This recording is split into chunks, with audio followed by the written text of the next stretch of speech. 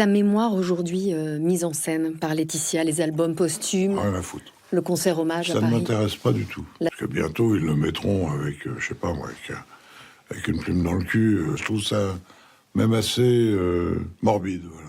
Imaginez perdre l'amour de votre vie devant le monde entier. Les caméras, les flashs, des millions de regards posés sur votre douleur. C'est ce qu'a vécu Laetitia Hallyday, mais ce qu'elle n'imaginait pas, c'est qu'elle allait perdre bien plus que Johnny ce jour-là.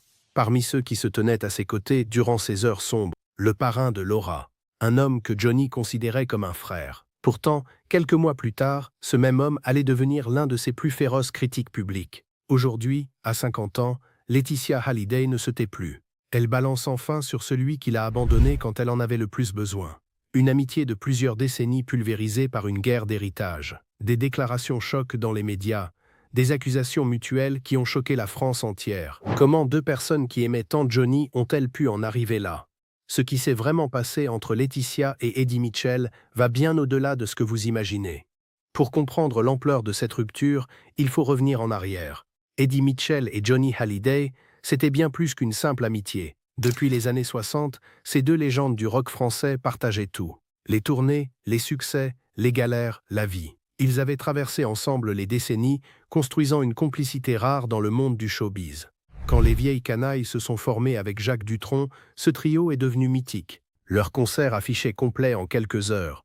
Le public adorait les voir ensemble sur scène, complices, se chambraient comme des gamins.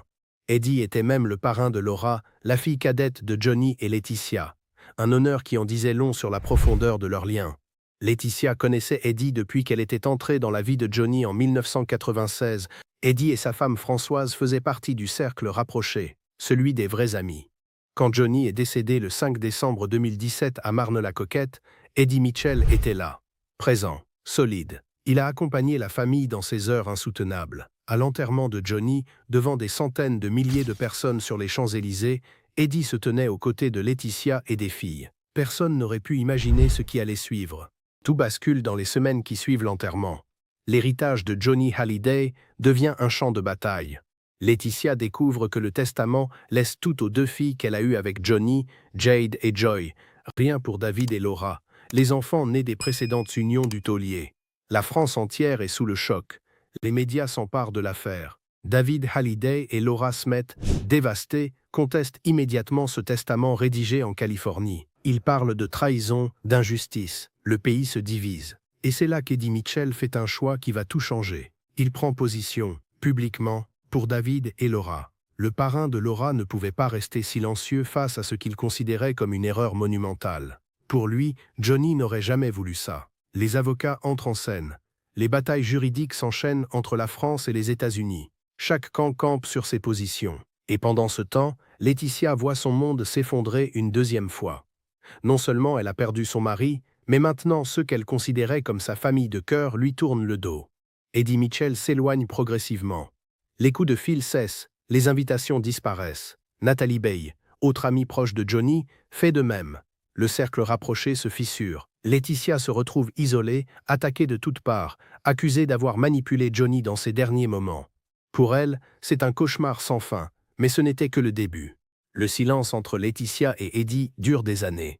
Un silence lourd, pesant, rempli de non-dits et de rancœurs accumulées. Mais en octobre 2023, Eddie Mitchell décide de briser ce silence. Et il ne le fait pas à moitié. Dans une interview accordée aux Parisiens, le rocker de 81 ans sort la sulfateuse. Il parle ouvertement de Laetitia, du conflit, de sa vision des choses. Ses mots sont durs, sans filtre, presque brutaux. Il explique que pour lui, la situation était inacceptable dès le départ. Comment Johnny avait-il pu déshériter ses propres enfants? Eddie ne mâche pas ses mots quand il évoque Laetitia. Il la décrit comme quelqu'un qui manque d'empathie envers David et Laura. Quelqu'un qui n'a pas compris la douleur de ses enfants qui ont perdu leur père. Pour Eddie, Laetitia aurait dû faire un geste, trouver un compromis, montrer de la compassion. Au lieu de ça, elle s'est enfermée dans une position rigide, protégeant farouchement l'héritage de Jade et Joy. Le ton de l'interview choque. Eddie Mitchell, d'habitude discret sur sa vie privée, balance tout.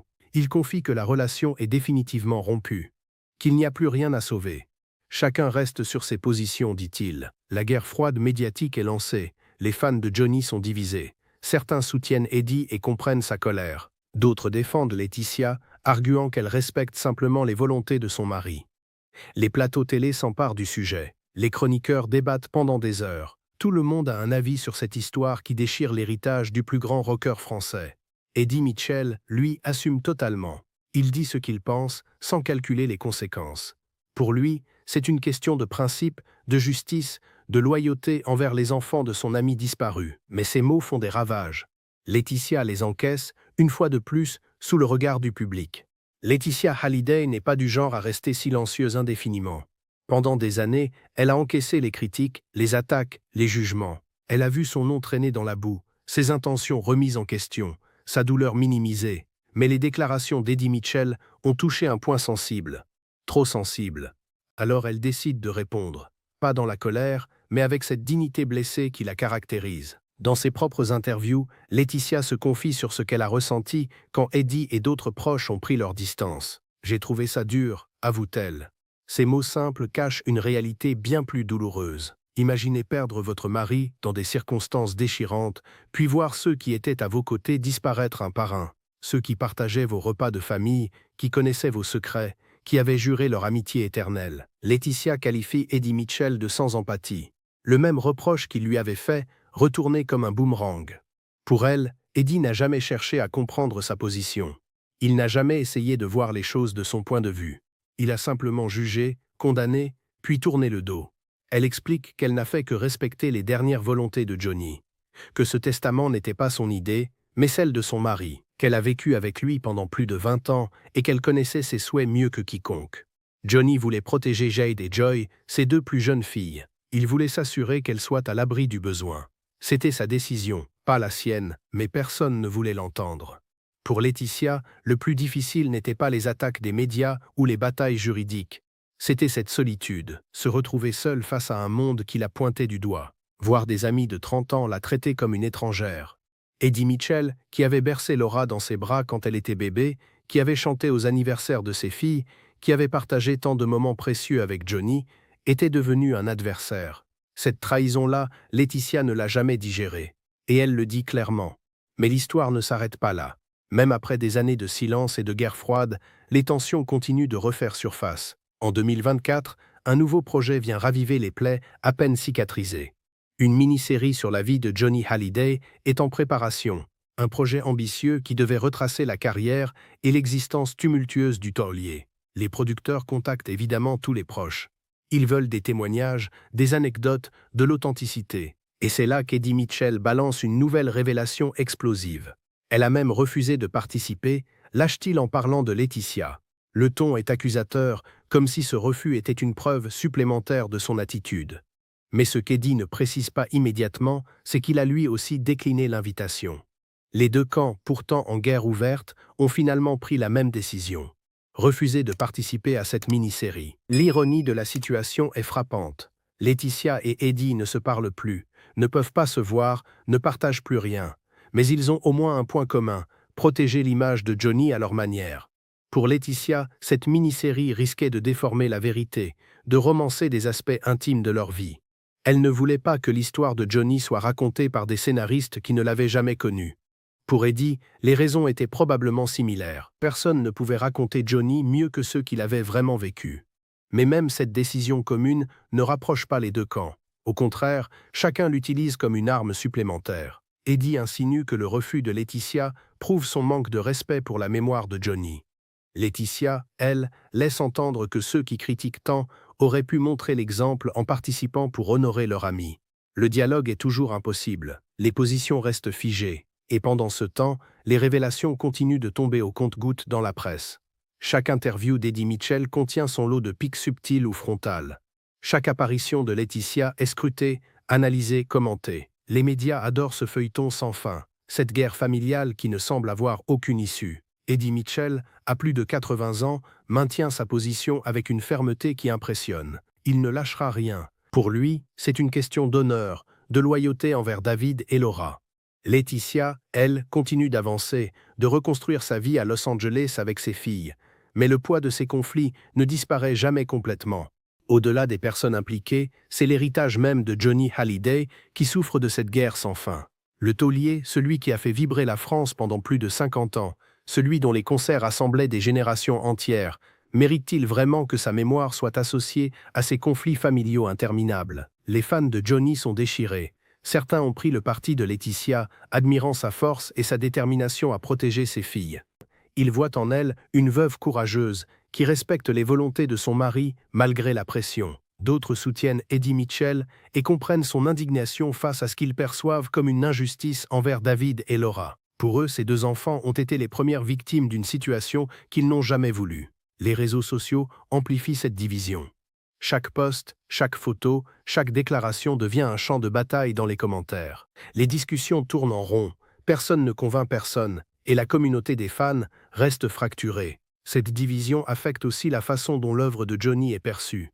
Au lieu de célébrer uniquement sa musique, son talent, son impact culturel, on parle constamment de l'héritage financier, des batailles juridiques, des conflits entre proches. Les documentaires sur Johnny consacrent maintenant autant de temps à ses problèmes familiaux qu'à sa carrière artistique. C'est comme si on ne pouvait plus séparer l'artiste de ses tragédies personnelles. Les projets d'hommage se multiplient pourtant.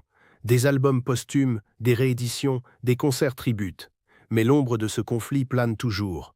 Quand les vieilles canailles sont évoquées, impossible de ne pas penser à cette amitié brisée entre Eddie et la famille de Johnny.